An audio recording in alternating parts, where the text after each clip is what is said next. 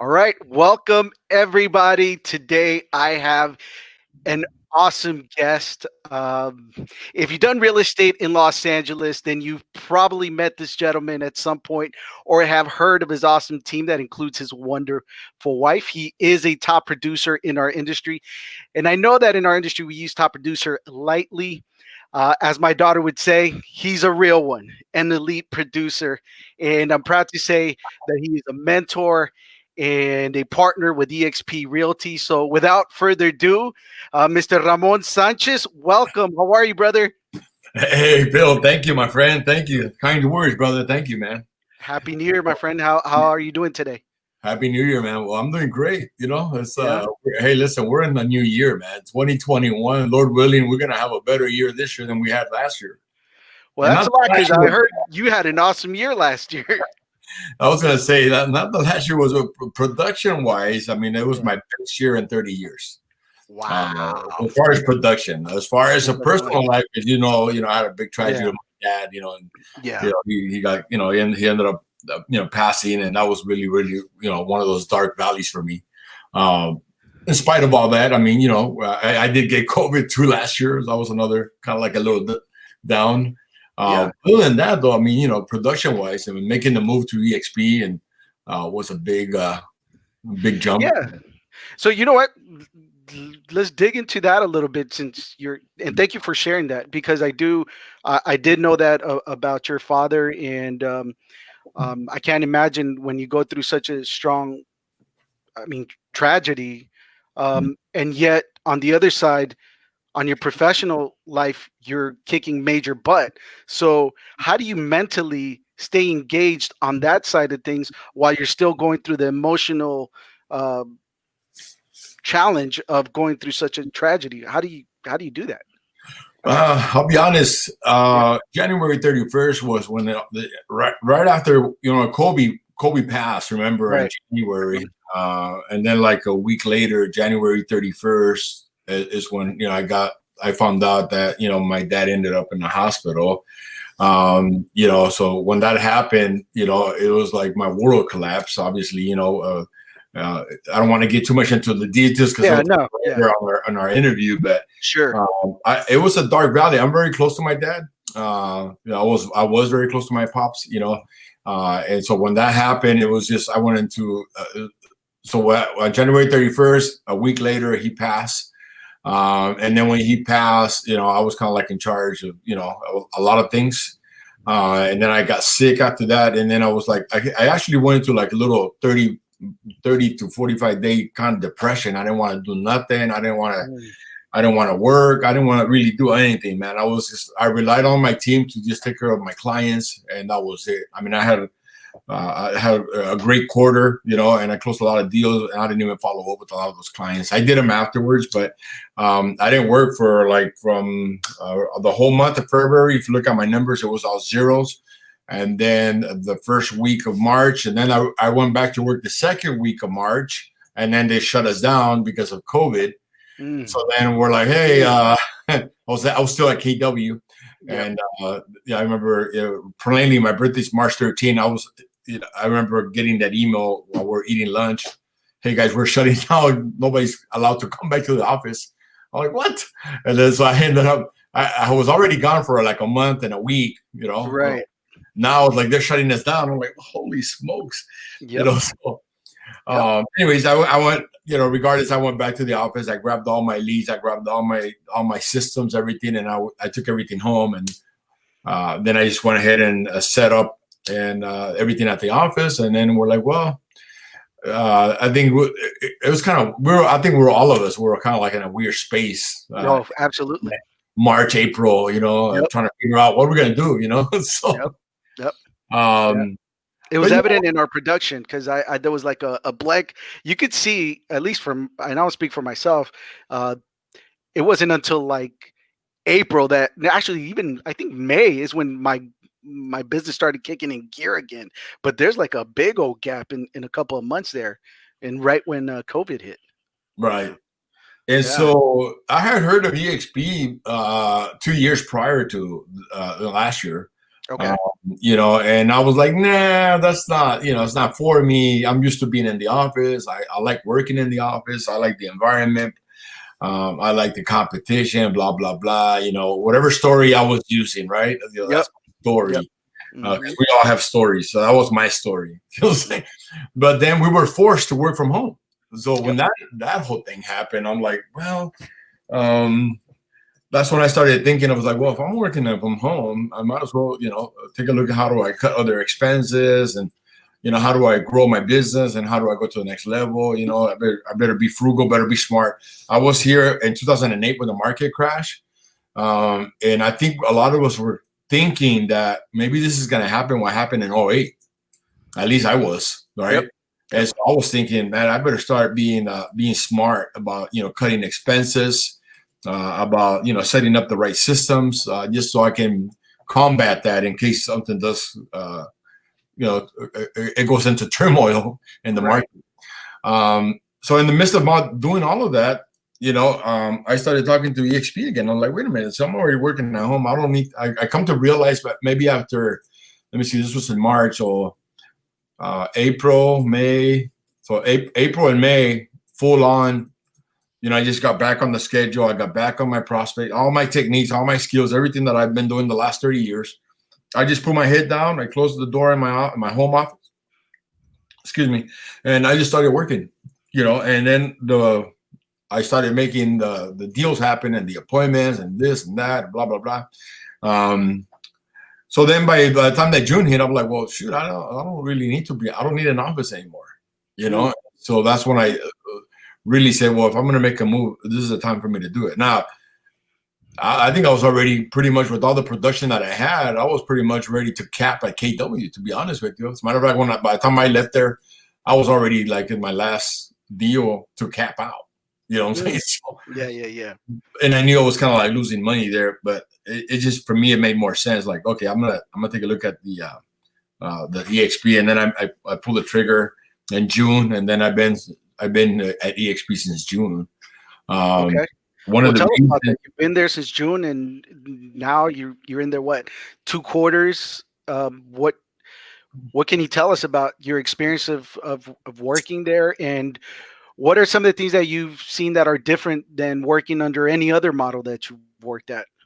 so I mean, I've been doing this for 30 years. This is my 30th year. I started in 1991. Right.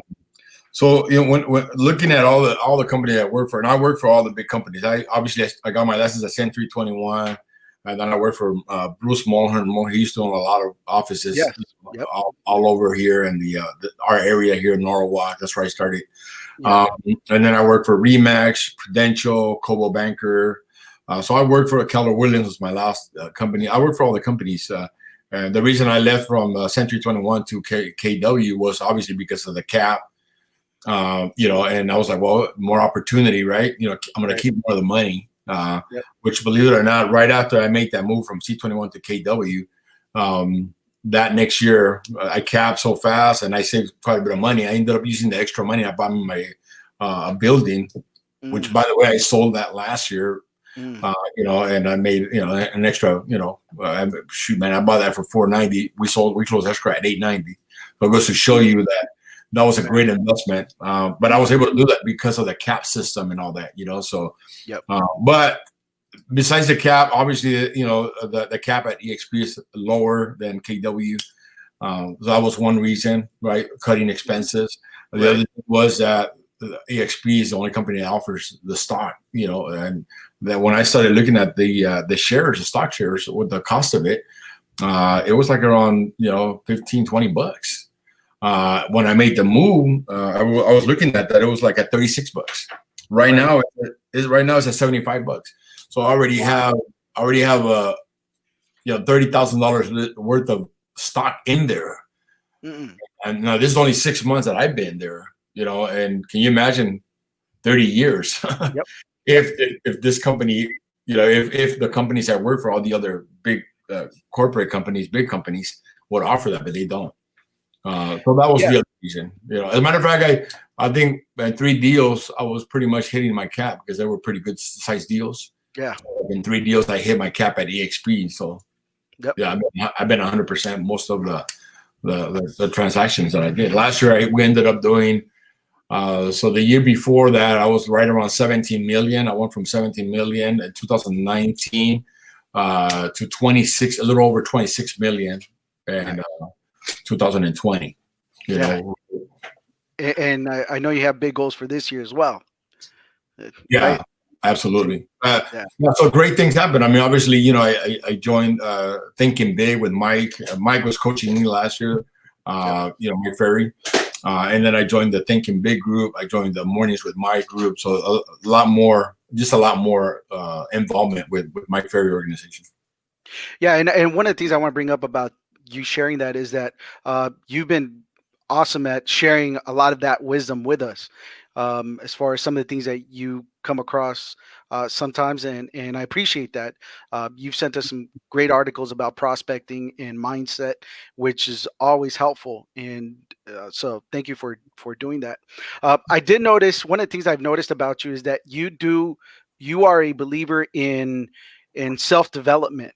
um, Tell me about the impact of you investing in yourself and how that's helped you become who you are today. Because here's the reality, and here's because I just want to keep this super transparent.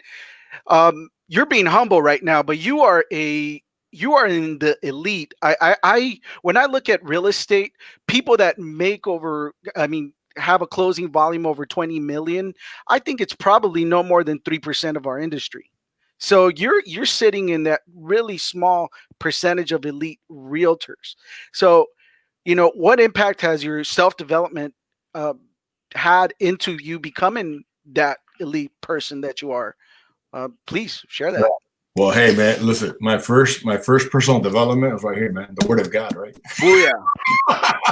There you Those of go. you, those of you Yeah. that know me, man, you Yeah. know, Yeah. Yeah. Yeah. listen, man, this is one of my non-negotiables. As a matter of fact, I got my non-negotiables. Number Yes. one, Bible study, 30 minutes a day, right? So Yep. I got to feed my spirit, but then I do have, you know, my morning workouts, my role play, you know, my reading, my journaling. As a matter of fact, you know, what has it this year, something a little bit different this year.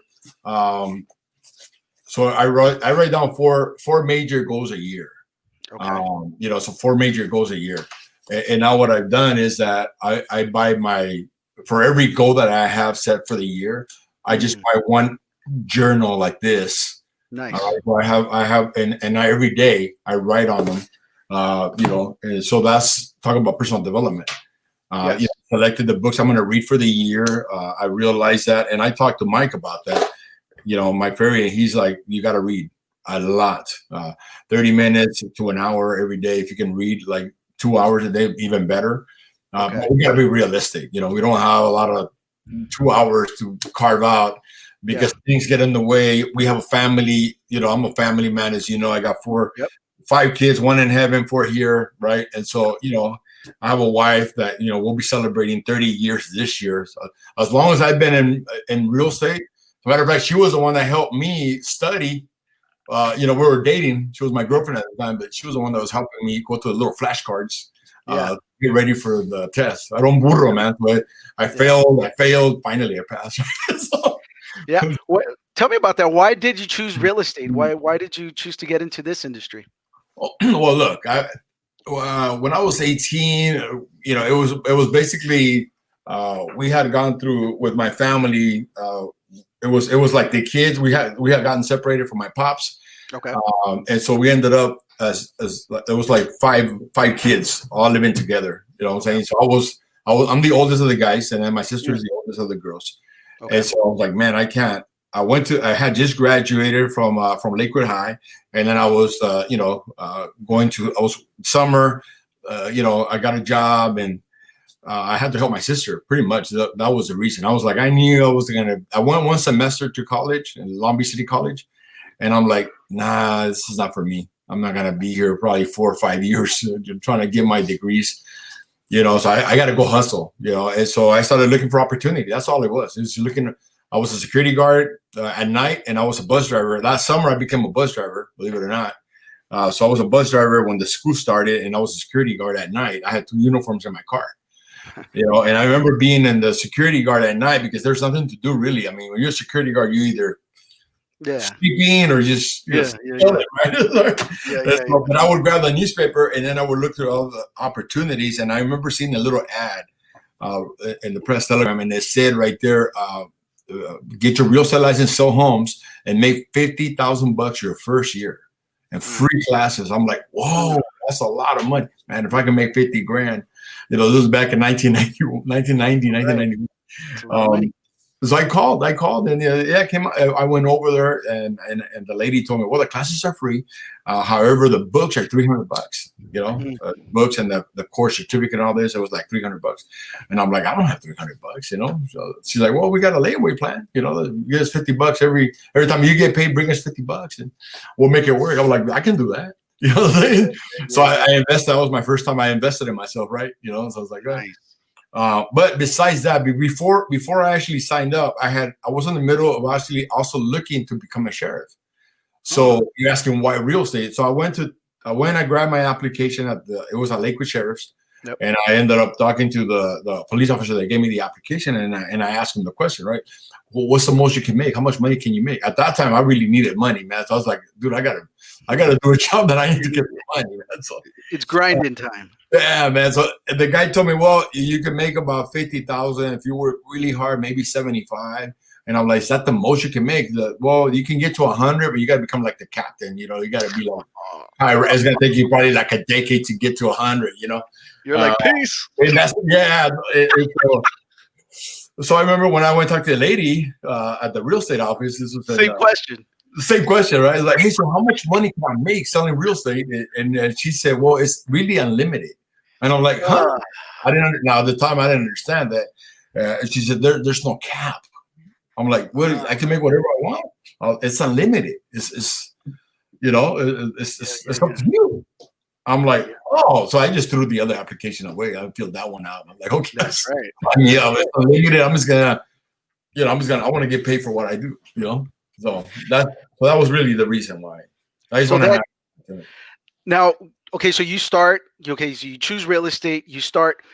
How do you evolve from that guy who was having to go through those cue cards and study to pass the exam to obviously now you're an elite producer, but what are some of the skills or mindsets or things that you had to develop to for here better question. So I believe one of your sons is in real estate, right? Or Yeah, someone, man. okay. Mm-hmm. So what are some of the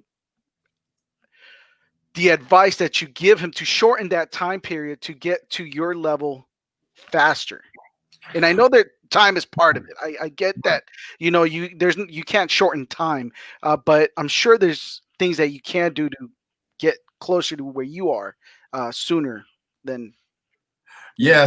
So one of the things that I remember, my manager told me is like, hey, you gotta talk to a lot of people. I mean, that's the only way you're gonna be able to grow your business. And so one of the things I did early on is that, from reading books, I started reading because Bruce Mohan gave me the book Think and Grow Rich, and I started talking about, you got to pick people's minds and you got to grow and develop.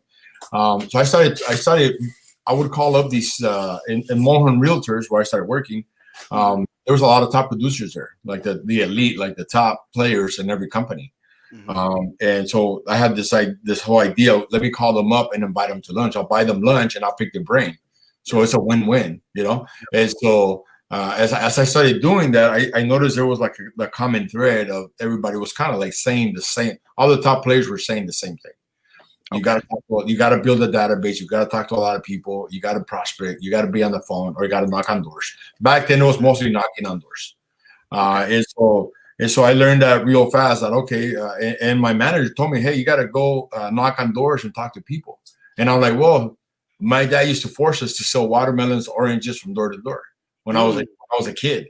So you already had that in you. Yeah, so it's home. Yeah. You speaking my language. The only thing I wasn't confident enough because I didn't have the skill level. I didn't know what to say. So in 1995, I had heard about Mike Ferry, but I was at the time I was still, I was still fresh. I was still newy. I was like, my first year, man. Look, my first year I sold one house in real estate, right? Okay. But then I did better the second year because I doubled. I sold two. Yeah. Yeah, I doubled my. But so you figure, my first 4 years, it was like learning and growing and developing and struggling. I Yeah. was Yeah. buyers, Yeah. just working buyers.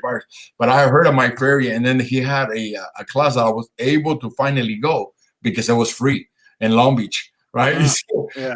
free class for action workshop. I'm like, man, I'm going, And so I went to Mike Ferry. That's when I first was exposed to him in Long Beach, California. After that, I was like, oh man, this guy's got the answers. He had the skills, what to say, the everything, the scripts. I'm like, oh man. So from there on, I knew that it was going to be like, okay, this is perfect. This is what I needed. Yep. Because now I was able to develop my skill level, learning what to say, learning how people responded, and then respond again, and then learn how to close and get the signatures. And so Mm. that's basically, so that was really important. The skills, the prospecting, really important. You have to have that. So you were asking about what are the truths if I was to go back and start fresh all over again, Yep. right? Yep. Um, and that was one thing that you had to develop the skill level. You have to spend time. Look, I've been doing this 30 years, and I still have role play sessions 30 minutes a day, every day, Monday to Friday. Right. So I had to force myself to put myself in that environment. So I got to role play. Then I had to prospect every day. I got to get on the phone literally and call people. But the third thing that's really important is having a coach, having a mentor that's going to be holding you accountable. Someone that, I've noticed that with some of the people that have been in it since as long as I've been in it, the ones that kept their coach for the long term are making, and they're in the millions. I'm trying to get to the million. They're already in the millions as far Mm. as in GCI. You know what I'm Mm. saying? Mm-hmm. So I've learned that you have to continue to pay for a coach because that coach is going to push you, is going to make you uncomfortable. I have my coaching call every week, and I get nervous. I still get nervous, man. I'm like, oh man, I didn't do this or I didn't accomplish that. And I know I got to push myself to another level. So that's important. Wow. So the fundamentals: uh, develop your skills, prospect, uh, and get a mentor. Now, Mhm.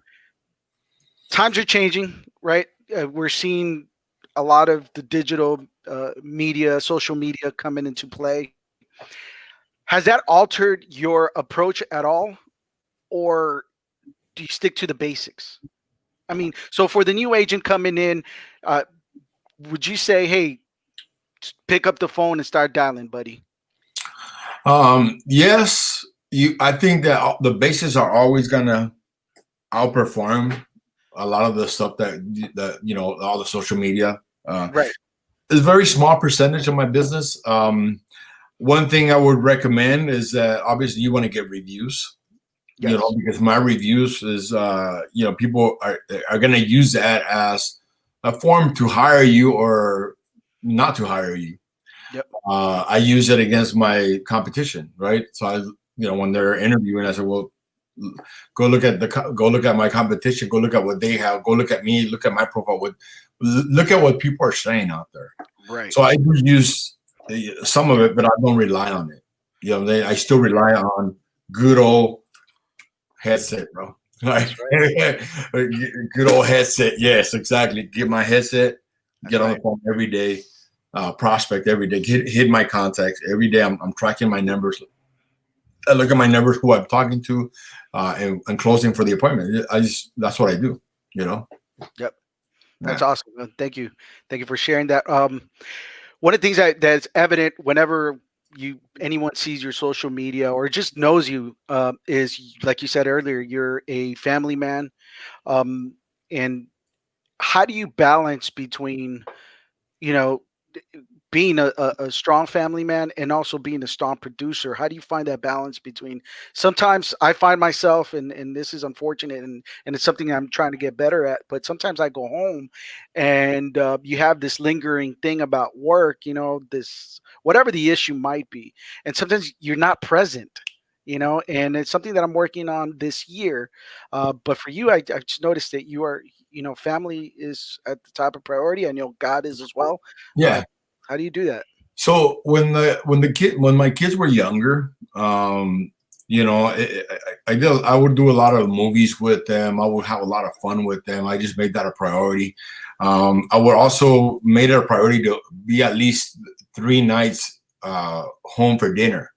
Mondays, Wednesdays, Fridays. I would be home for dinner. Tuesday nights and Thursday nights were my late nights.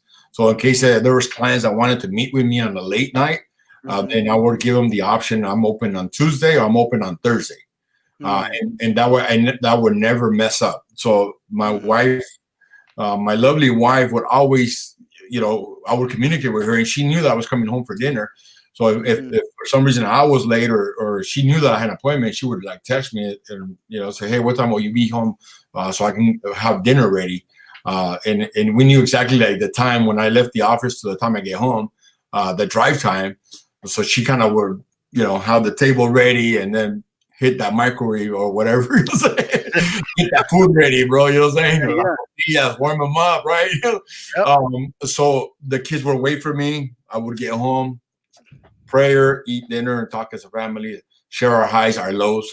yep, I haven't worked Sundays, and man, I don't work Sundays, so I just, I tell my clients I don't work Sundays. I'm here Monday through Saturday. I'm available for you, but Sundays is my only day off. I get to go to church. I get to spend time with the family. So I will be honest. The first 7 years, I was working literally 7 days a week. And then in yeah, the first 7, 8 years, actually, when I be at 28 is when I became a believer in Christ. Then my life totally transformed. That next year after that. So I started prioritizing more family time and more things that made a lot more sense. But love but if you don't put it on the schedule, if you don't time block that, we can get lost. It's easy for us in our business, that. Yeah. to get lost, and not paying attention to the time. So Yeah, that's something we've implemented as of lately is we're having dinner at home. We all get together. My wife works, I work, but we're letting our girls know, hey, it's time to come to the table. We're gonna focus on each other, eat, and yeah. So awesome. That's a really good strategy. Thank you. the other Uh, thing I would do when they were little, and of course this worked for me. It's not gonna work for everybody, but when they were very small, we would get on in the master bedroom. The kids would come over, and then we would all get on our knees and we would pray, and everybody had an opportunity to pray and say something. Love that. So it's for me, it was very important building that value system into my kids. Yep. I'm not, by no means am I saying, our family's perfect or my kids are Right. perfect. Right. But my responsibility as the leader of the family is to instill those values into them. Yep. Now that they're older, it's going to be up to them, obviously, what they want to do. But, Yep. by going to church on Wednesdays for Bible study when we became believers, again on Sunday, that was my responsibility. I felt that, as a leader, that was my responsibility. Yeah. So, Yeah, and you can tell when I see even in the pictures, you can see the love and the union of you and your family. So I mean, from an outsider looking in, it looks like you've done a fantastic job with them. And I've had the pleasure of meeting Sandy a few times, and she's such a wonderful person. And she's just to let you know, on the back end, she's helped me a few times out of some things on transactions. So uh, kudos to her. I really appreciate her. So let me bring it back to EXP a little bit yeah. because one of the things that I'm one of the one of the things that stood out to me and by the way, I also had come across EXP a couple years ago, and it was the same thing. It was actually very similar to your story, where I was like, "No, but I need a brick and mortar. I need to be surrounded by my real estate community here." And then COVID hit, and that story was completely wrong. I was like, "Wait, I'm still just as productive. I I mean, no one's coming back to the office for any time soon. So if there was ever a time to look into this, and then I saw that you had joined, and I waited a few months for you to be in EXP to reach out to you because I wanted to get uh, your experience based on actually being in it, not just as a newbie, right? And although you're still fairly new, I now you had some experience, you knew what it all entailed, and when I got together with you, you shared. a boatload of all the benefits that EXP brings to the table, like which is huge. It's just proximity's power, being connected to you, being connected to Jay Kinder, and all the training that is offered. I mean, from the National Association of Expert Advisors, from even some of the stuff that you share with us, because you were a coach before, right? Yeah, With with who am I Tom. with Tom. Yes. So, When Tom started his company in 2003, and right by the around. way, guys, so just so we are all on the same page, Tom Ferry. Okay, so yeah, that's right. That's Mike right. So Perry's son. He Mike was Ferry's coaching. son. He was Yes. coaching me at the time when he was obviously president at Mike Perry. Then he ended up when he Awesome. left his dad. So Yeah. So the mentoring is a big aspect that really appealed to me, but also what stood out to me is the exit strategy for all of us, right? So for the successful ones, you can do what you've started to do with buying units and going in that direction, and that's awesome, right? Like, that's fantastic. But here's a company that is allowing to have a different opportunity. You can build equity by buying into the company with stock, or you can create revenue share, not profit share, revenue share with partnerships with other great agents. And it's like a really great uh, symbiotic relationship where, for instance, like you and I, you've been, man, your arms have been open since the moment I met you, and we had never met before. So right. that's what's incredible. Mhm. And but that I know that just comes from you in your spirit. But even to have that as a business model where you're really rooting for me to win, I mean, I don't know that there's been other models that do a similar thing. Can you speak to that a little bit about all those things that EXP is doing? Yeah, and the thing is that, to be honest with you, look, this is where I'm at right now. This is my office, Yeah, right? So I got my own space. We had this conversation, right? right. I have my home office, and now I have my own space. The beautiful thing about here is that there's no distractions. The only distraction is myself, Yeah, right? Or my team. yeah, My wife and I got two buyers agents. But it's just there's no people coming in interrupting me and this and that, and like it is in a normal environment office that mhm, I worked for many years. yeah, So it is the beauty about that, is that you don't really 100%. You could just get the job done and then you're out. You get out of here. With DXP, obviously, I see a lot of opportunity, a lot of growth. When I was at KW, so I was making there as far as profit share, right? Because yeah, KW is only the model's a little bit different.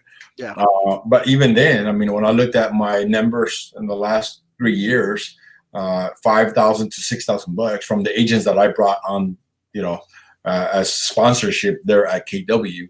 mhm, The opportunity here at EXP is tremendously different. I think I already got like three. I got paid 3 times already, right? So uh, yes, it just yeah, popped up on the 22nd of the month, boom, right? And the yeah, money hits into my bank account, which is nice. So I just see that there's a lot of opportunity. To be honest with you, I haven't even begun to right, really start doing what I should really be doing is, bringing in other agents and attract other agents and teach them what am I doing and how they right. can you go to the next level. So, my two buyers agents and then you're my third person. That's, part under Yep. me, I guess part of my team. Right. And I'm telling you, we're going to grow. I mean, for anyone out there that wants to learn more about EXP, or wants to learn more about this partnership, I mean, what what a benefit to people. But I haven't even done if you can see my wealth charts right here. Yeah. It's So empty, bro. But I have explain it. what that is. Explain what that is to someone that doesn't know. But I do know my number. In the Yep. next 10 years, I gotta attract 600 agents to Yep. to create a $40,000 cash flow a A month. month. I love it. What other companies This doing is the that? number. So this is the number, to be able to hit this 40,000 on a monthly basis. That's just from being at EXP. I Yep. couldn't do that. I couldn't do that. Uh, you know, if I'm working other brokerages. Like you can't do that. Yep. At least I haven't seen it. Maybe if there is, I want to know about it. Well, But this is yeah. the only company that can do that. And the thing about it is you do it as a business owner, not as a, so you don't have to literally be involved with my production. I mean, you are because you mentor me, but there's going to come a time where you can have 600 people and probably not know the bottom, the 500th one, right? It's Right. just people join under people, and so and so on. So you're literally creating revenue from just your downline, and that's so powerful. Right. I was always anti network marketing, and the big reason for that was because I can never buy into the products. They had this Amway stuff or all the other stuff. Nothing wrong with that. Kudos to whoever's doing that, but it wasn't my thing. But real estate, man, I love real estate. I love helping families. I love helping my colleagues that I can help, that have asked for help. And I love even what you're doing for me, where I can go out to you and hey, Philip, this is some of the strategies you want to implement to get better on Right. your as far as tracking your numbers, blocking your time, stuff like that. So it's an exciting time for real estate, I'm going to say. So I gave you access to because I'm obviously I have the platforms, all the platforms when I was with Mike and Jay, and because I'm in their sponsorship, Yep. right? You have the same access to all of the how to get more expires, the systems, the FISBO system, the farming system for those of you that want to do farming. Just a tremendous amount, wealth of information. But that's the beauty about that, right? People can take advantage of that. They want to grow and build up their pipeline. The other thing is because when I signed up with EXP, it gives you the option to every time you close a deal, they grab 5% of your commission and they buy the stock at a discount. Oh, and that's the reason I have so much now in there. Not so much, but at least 30,000 I didn't have when I was at KW or all these other companies, right? And that's only been 6 months, so I'm excited about the next decade. Yeah, so it's either stock or building your Revenue? helping other agents, Right? or both, or both. No, and both, which is and my both. goal. Which is my goal. My goal is to build the both. Yeah, it's an and I think, kind of what you said. It's an exit strategy. It's a way where in 10 years I'm 49, man. In 10 years I'm gonna be 59. right. But I love real estate. I don't think I can ever retire from it, because I just enjoy it. I don't see it as a work. I just see it as helping people and making a difference, transforming lives. Absolutely. I haven't worked in a long time. I think that one of the things we should do, Ramon, is as we move forward is do take some time out every so often and do these things and start just continue to pour on into our community, our real estate community, because you definitely bring a lot of value. And I think for anybody out there who's thinking about either making a move or just wants to learn more about EXP, I'll put your information on the comment box, Ramon, and people can reach out to you and learn more about this opportunity.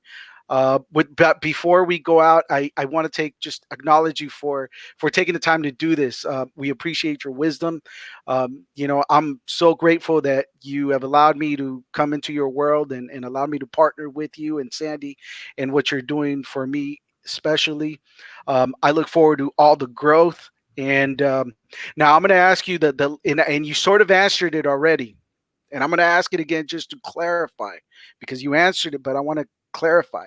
And this is what I call the three truths question. If you were to go back in time to your first day in real estate and everything that you've learned in the last 30 years was cleaned out of your mind, you don't have it anymore. You can only take three truths back. What would those three things be to start over again in real estate? Definitely my skills. I would right away start memorizing the scripts, because the truth is that I would have to, if I didn't know nothing, I have to learn what to say all over again. Right. So the scripts the skill level is really, really important.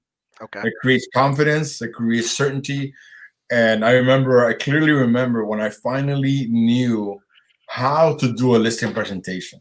Uh, I was like, okay, I need a seller, man. I need a seller. So, I wanted to be in front of a seller because I knew what I was going to say.